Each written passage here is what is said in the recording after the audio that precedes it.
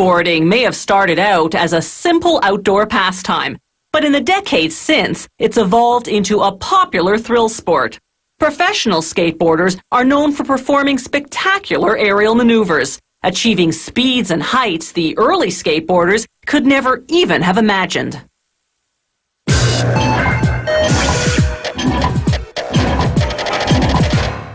In the 1930s, thrill-seeking kids began attaching their metal roller skate wheels to wooden crates. Little did they know this would one day spawn a worldwide phenomenon. The boxes evolved to boards in 1958, when some California surfers invented sidewalk surfing, something to do when bad weather prevented them from riding the waves. They attached roller skate wheels to wooden planks, then coasted through the streets. Pretty soon, the fad caught on in cities throughout the United States.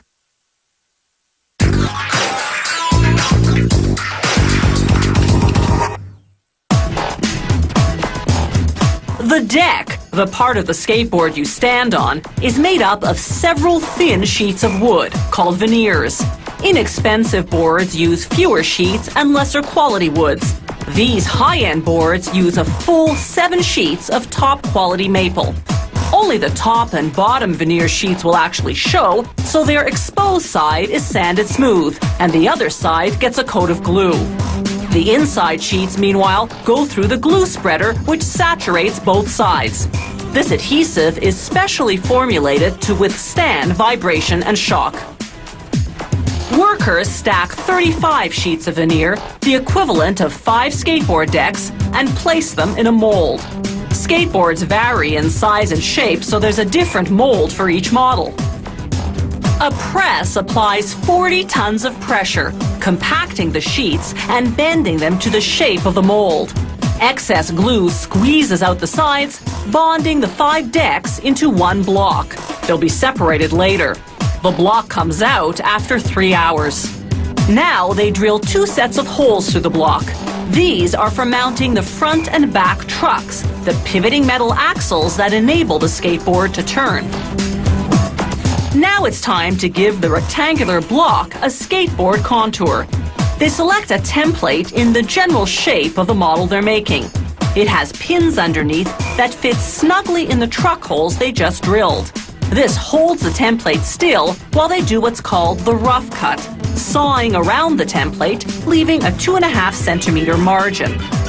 Cutting off the excess separates the 5 decks. Now they contour each deck individually. Using a precise template this time, they run the deck against a cutting blade until they have the final shape. Using a router now, they round off the top and bottom edges.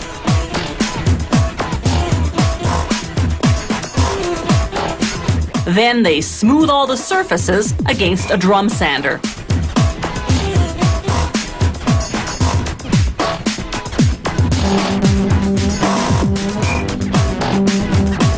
Now they switch to a buffer, which uses a combination of brushes and fine-grit sandpaper to remove any rough wood fibers.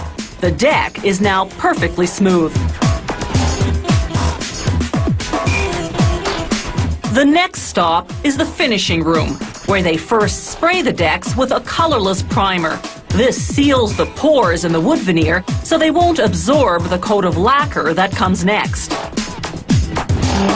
The primer takes 2 hours to dry.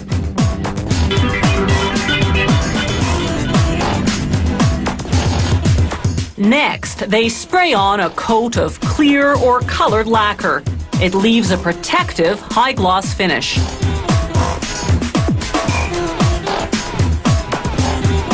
The lacquer also takes 2 hours to dry.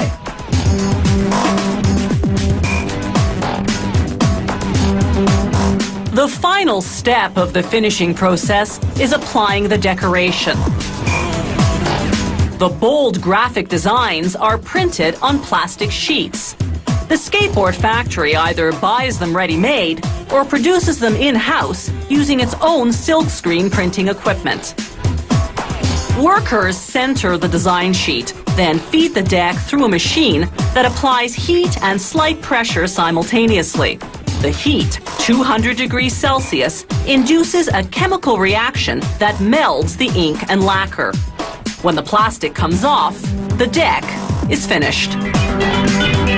Decks of this caliber are sold unassembled in specialty stores. They're designed for serious riders who want to customize their skateboards. They pick and choose from different types of trucks, wheels, bearings, even the bolts that hold everything together. All these factors determine how fast or how fancy their skateboard will move and maneuver.